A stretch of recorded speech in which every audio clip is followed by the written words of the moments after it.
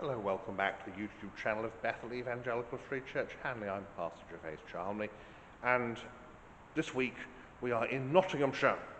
This is the Church of St Andrew, Langar. Now, this is a 13th century building originally. It's a cruciform structure, which is actually relatively rare because A, it's complicated, and B, they tend to be rather big. It's a large and impressive structure, and is noted for its historical relationship to the Howe family, particularly, of course, the famous Admiral Richard Howe, Lord Howe, who, of course, defeated the French, as so many of our great naval heroes did. And this is not a dig at the French, it's simply a matter of fact that England and France have an ongoing military rivalry, which, of course, is why a good number of French military heroes, particularly naval ones, defeated the British. Just how it goes. Well, this, as I say, is a 13th century building in its origin, and it is then, over time, altered. It has a clerestory added in the 15th century, as again happens a lot, and this is for the obvious reason to let more light in, which is great. Now, this is being recorded not long before Christmas, so there are Christmas decorations, but also there's things have been done with the building in order to make it easier to heat, and we shall see some of those. So let's have a look around.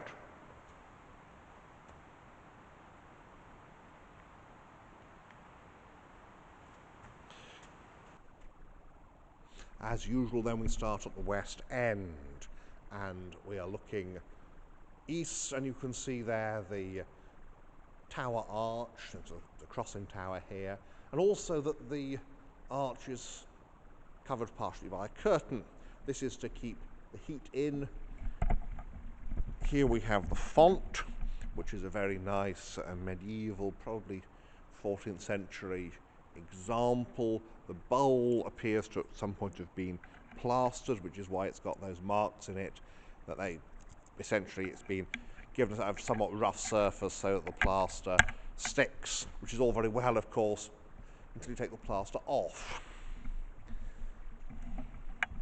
The organ is at the back here. It's a fairly small chamber organ, really. Surprisingly small for such a big building, but they're only really using the nave. We've got a nice east window here, oh, it's a west window here, with the crucifixion in the middle. We've got the and then the offering of Abel on the south side, and trying to work out what the north side is. Anyway, it's there, and of course the Christmas tree, which is simply a tree. You will notice, and you may have noticed before, that the seating is arranged in semicircle facing the north side. Again, this is simply an adaptation for having services here, and of course the thing about this sort of arrangement is it means it brings everybody closer to the table. The pulpit is off there in the corner. That is 17th century. We'll just go into the aisle here, nice 13th century pillars, and we can see here that there is a family vault. That's what's up there. Now, that would have been, it's a Scrope and then the Howe family vaults. And often these vaults also acted as the family pew, that the family would sit up there and, of course, get a good view from being seated on top of your deceased ancestors. The church was largely restored in about 1860, and these texts on the walls are from that date. And there we are looking that way. Up on the vault there is the bier. That's because they're carrying the dead to church for burial. The capitals on the arcades, plain on the north side, and towards the south side we get some more fancy ones. We've got this one with its stiff leaf, and then here also more stiff leaf carving. There would have been pews, they've been removed. replaced with these chairs. Of course, originally in the 13th century there wouldn't have been any pews because they come in a bit later. You can see there, that's a nice 17th century, very nice 17th century pulpit and a Victorian eagle lectern. Again, the curtains are drawn to retain heat. Unfortunately, the transepts, which contain some nice memorials, are not open, although we can peer through the screens. So here we have the great Scrope Memorial, the Right Honourable and Noble Lord Thomas Lord Scrope, Baron of Bolton Masham and Upshall of the Most Noble Order of the Garter, Knight Lord Warden of the West Marches. There he is, Steward of Richmond and Richmondshire, and etc., etc. So very, very important. And there we have the entrance to the vault. Various memorials to Howes. Of course, for Americans, the Howe history is a little bit more complicated because, of course, both Richard Howe and his brother, General Howe, commanded forces against the Americans in the War of Independence, although both of them actually were fairly sympathetic to the Americans, which may explain why particularly General Howe was not the most, shall we say, determined commander. More memorials. And I know there's that, there we go, there's a curtain. And here we are in the chancel. Massive great window. You see there's no stained glass really beyond the west window, which is unusual. It's particularly unusual for the east window not to have any. Very 1860s, this type of Gothic. And then we've got the Mothers Union banner here. Earlier communion rails. So that's Langar come Barnstone. Barnstone is a village that doesn't have its own. And then the Wiverton Group Mothers Union banner, relating to the various churches around here. That's the priest's door, of course. We have one of the pews, and obviously they weren't very interesting. Very nice 13th century arch here, but a lot of, because all the windows have been renewed by the Victorian. And there we go, nice Victorian window there. So proceed back into the nave, being careful, of course, with the curtains, just so they're there to keep in the heat. It's all too easy to. There we are. There we are, looking west, and Christmas tree at the west end. So nice and very good, actually. Nave, and the roof line, of course, is very much the popular 15th century fairly low roof, pitch roof, which also allows for the addition of a clerestory without increasing the height of the church too much. So that is inside here at Langar. Before going fully outside, we'll pause in the porch. Nice medieval door. You can see it's got its postern cut in it, so that's that smaller door which would have been used, and again keeping the heat a bit. It's a very nice carved medieval door there. The porch has its benches, stone benches, because of course porches were very important in the Middle Ages. Not only were they used, as they are today, for notices, they were also used for the first part of the marriage service and other ceremonies. So, church porch.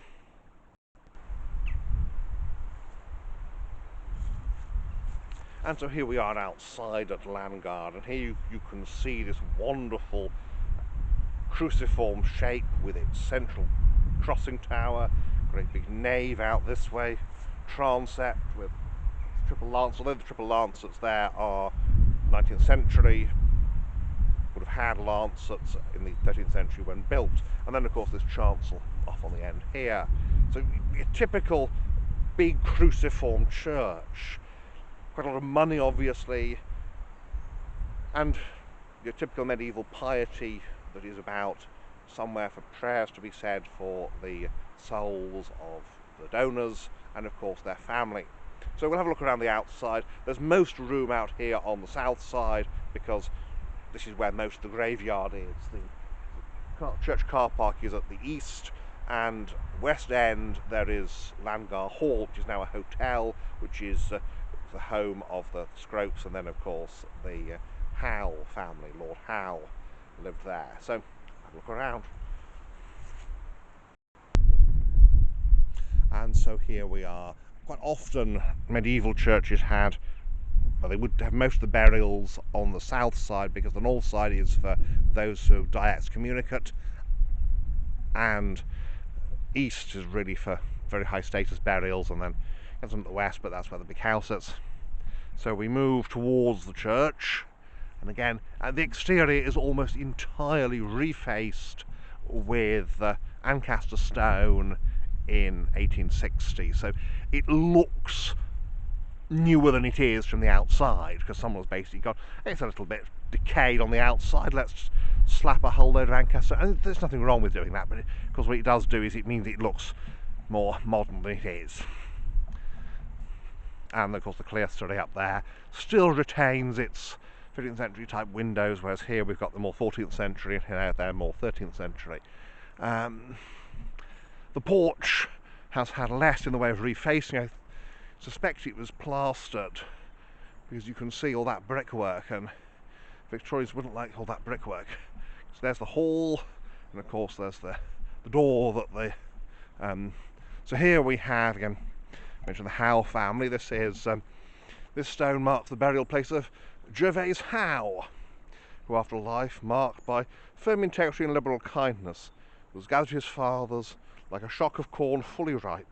He died January the 12th, 1839, aged 76 years. And there's his wife Elizabeth. So obviously we've got these Howe family memorials here. The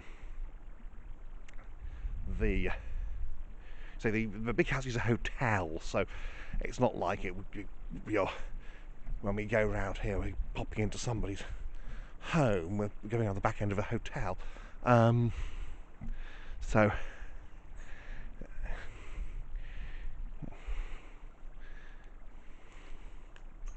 this is, say, the back end of the church. You can see there, this has been rendered. This is of course what the big house family would have looked out at. And one of the great advantages of this location, of course, was that the big house family could just sort of go out the door and pop round into the church, which was very helpful. And then on this side, so the north side very much abuts onto the hotel and big house grounds, which is why it's helpful as a hotel. So we head round here, and this is some of the original stonework, and you can see how pitted and eroded it is, and how the options were either to render it, which probably would have originally been rendered, or to do what they did, which is reface it with Ancaster stone, which is quite a nice stone and relatively tough, which of course, as you can see, that's what we've got here. What a contrast. Rough stonework, Ancaster stone. Because it is one of the challenges of Victorian restorations, is this business that a lot of medieval churches were actually built to be rendered. There we can see the stair turret up to the first floor of the tower, and also of course onto the leads there, although I suspect that these days they're not lead, but then perhaps the hotel would give some security. So there's the chancel, and the tower. The clock is not working at the moment, which is why it says it's 12 o'clock, which it is not. There's the vestry, and the transepts are kept locked. I suspect it's because of the marvellous memorials there, which you can just, as we saw, peep through and look at. And there is the east end, so there's the war memorial. So that is St Andrew's, Langar. So there we have it, St Andrew's, Langar, one of the bigger and grander churches in rural Nottinghamshire. So thank you for watching, and may God bless you and keep you until next time.